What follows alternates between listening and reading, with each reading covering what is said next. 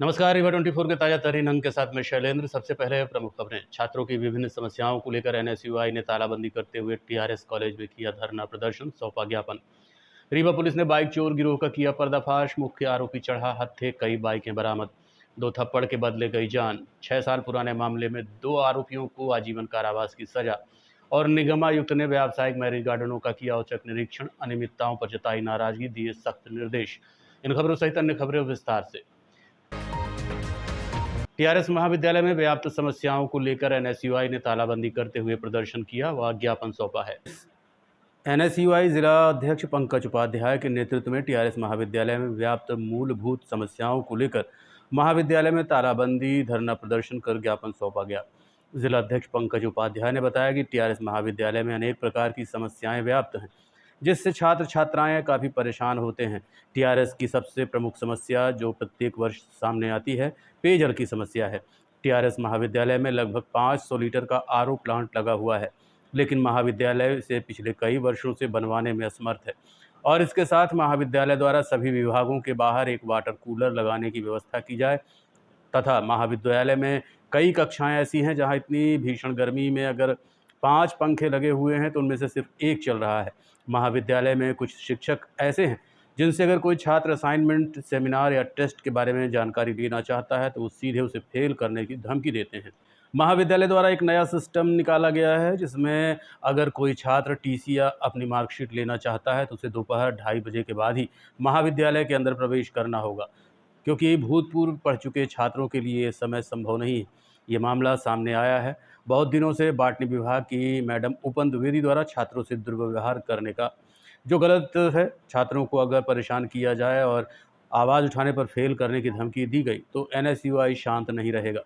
हमारी मांग है कि इनको नोटिस भेजा जाए और छात्रों से दुर्व्यवहार करना बंद किया जाए। अगला आंदोलन शिक्षकों के खिलाफ भी करेंगे, जिसकी जिम्मेदारी कॉलेज प्रबंधन की होगी। महाविद्यालय में छात्रों को बुलाया जाता है, सेमिनार टेस्ट के लिए मैसेज करके बुलाया जाता है, परंतु कॉलेज आने पर पता चलता है कि जो पेपर सेमिनार का होना था वो कैंसिल कर दिया गया है। इस पर छात्रों की क्या गलती है, जो बेचारा 70 किलोमीटर से आया है और वापस जाना होता है। कार्रवाई की जाए, ऐसे शिक्षकों को नोटिस दी जाए, अन्यथा ऐसे शिक्षकों के खिलाफ जल्द बड़ा प्रदर्शन किया जाएगा।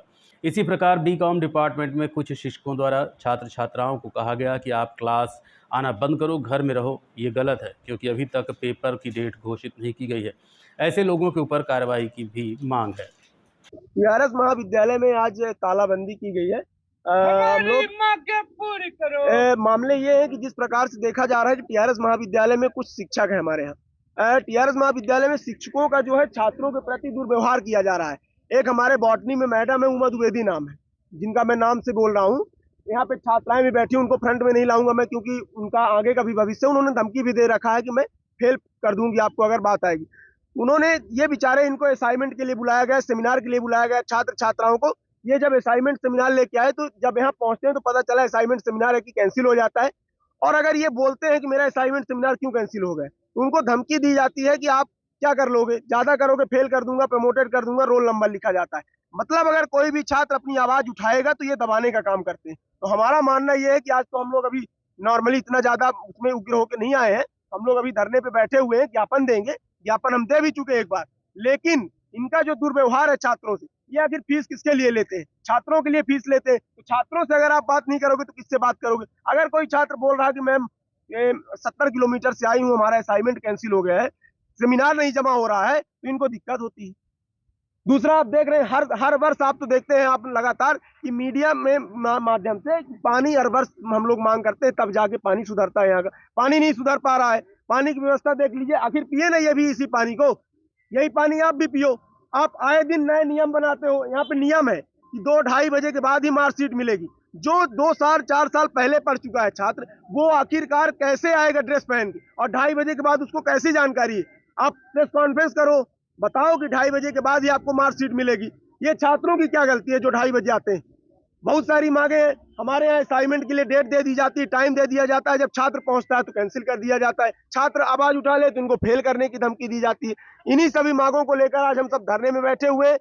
पानी की व्यवस्था इनको जल्द से जल्द सुधारनी होगी। आप चले जाइए कॉलेज के पंखे नहीं चलते हैं, कब तक ये ऐसे चलेगा? ये चलने वाला नहीं है। प्राचार्य मैडम को तो कोई फर्क ही नहीं पड़ता, आरएसएस का है और इनका जो बीजेपी का संगठन है एबीवीपी सदस्य बन के बैठी हुई प्राचार्य मैडम अगर एनएसयूआई ज्ञापन दे दो तो उसको विरोध में ही काम करेंगे। छात्र हित में उनको कोई मतलब नहीं। हम लोगों ने शांतिपूर्वक ज्ञापन भी दिया था 1 हफ्ते पहले कि पानी की व्यवस्था करवा दीजिए। आरओ प्लांट लगा हुआ है 500 लीटर का, 3 वर्ष से हम लोग मांग कर रहे हैं कि जार्जर है उसको हटवा दीजिए, तो उसको नहीं हटवा पा रहे हैं, नहीं बनवा पा रहे हैं। या हटवा के नया लगवा दें। 1 महीने में चारा उग गया नकली, नए को दिखाने के लिए पेंट हो गया 15 दिन में, तो पानी क्यों नहीं बन पा रहा? नई बिल्डिंग आप बना दिए, पानी की व्यवस्था नहीं है। हमारी मांग है हर डिपार्टमेंट के बाहर एक आरओ कूलर लगना चाहिए और सभी छात्रों के लिए पानी। रीवा पुलिस ने बाइक चोर गिरोह का पर्दाफाश किया। इस दौरान मुख्य आरोपी पुलिस के हत्थे चढ़ा है, साथ ही कई बाइकें भी बरामद की गई हैं। रीवा के सिविल लाइन पुलिस द्वारा एक बाइक चोर सरगना को गिरफ्तार किया गया है, जिसके पास से चोरी की कई मोटरसाइकिलें बरामद की गई हैं।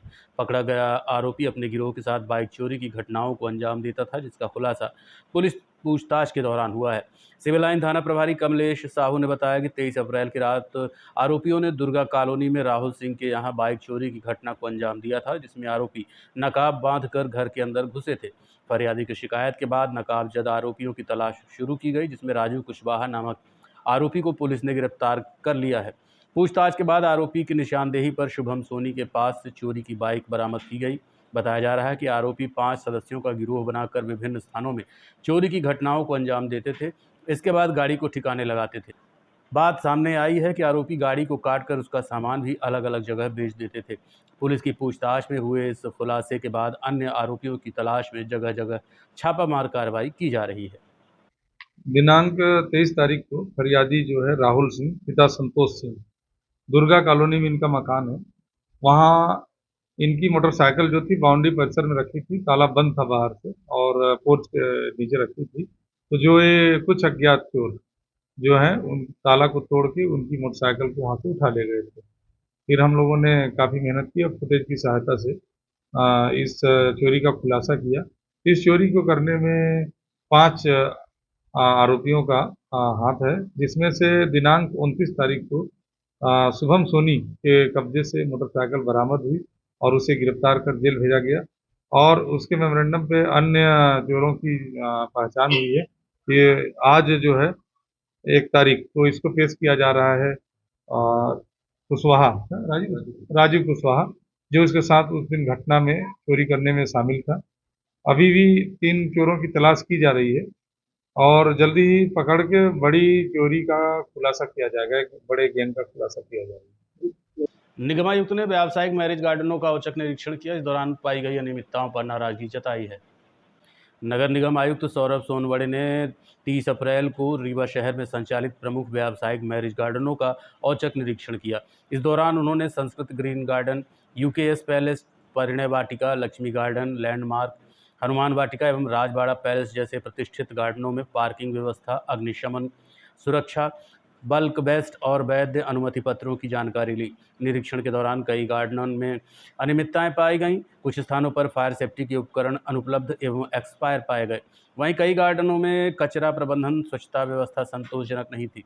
इसी पर निगम आयुक्त ने नाराजगी जताते हुए संबंधित संचालकों को तत्काल सुधार के निर्देश दिए हैं। आयुक्त डॉक्टर सौरभ सोनवड़े ने कहा कि व्यावसायिक रूप से संचालित सभी मैरिज गार्डनों के लिए नगर निगम से लाइसेंस अनुमति प्राप्त करना अनिवार्य है तथा सभी बारात घरों का निरीक्षण कर अनियमितताएं पर नोटिस जारी करने के निर्देश दिए।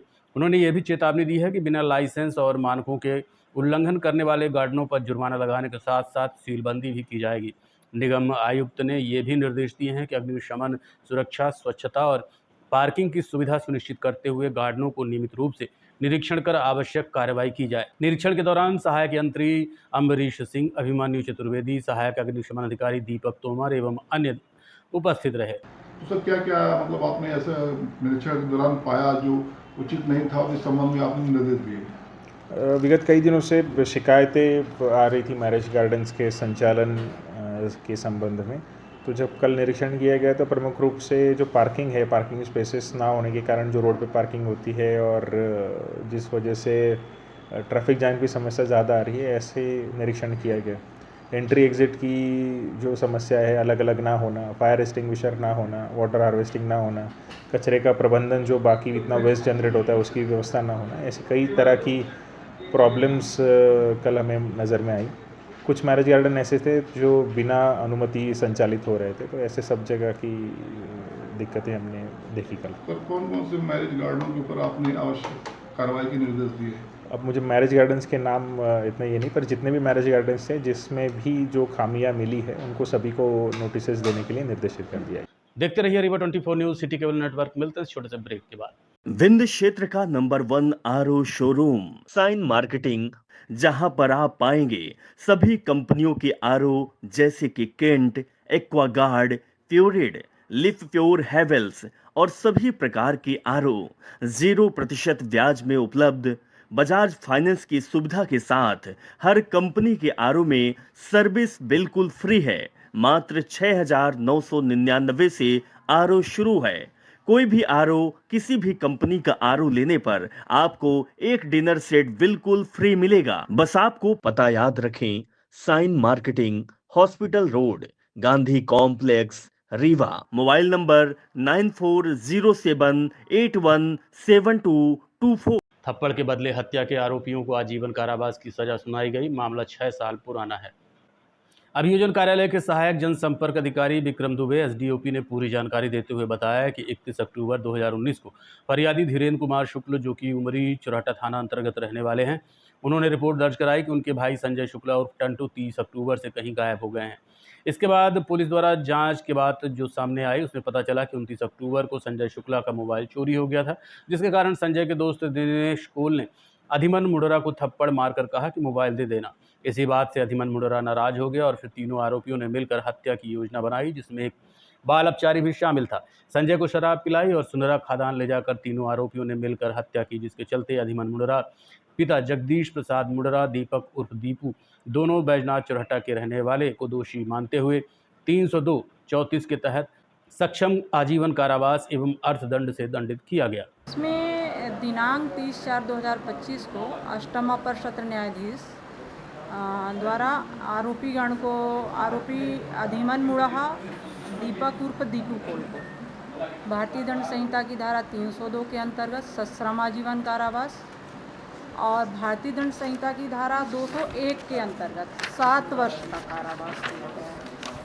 और यदि कारावास जुर्माना दिया गया है 302 में 2-2 हज़ार रुपये का दोनों का, और 201 में दिया गया है 1-1 हज़ार रुपये का जुर्माना। जुर्माना देने में व्यतिक्रम होने पर 3-3 मास का अतिरिक्त कारावास दिया गया है। और इसमें जो आरोपी हैं तो 3 आरोपी थे, उनमें से एक बाल अपचारी था।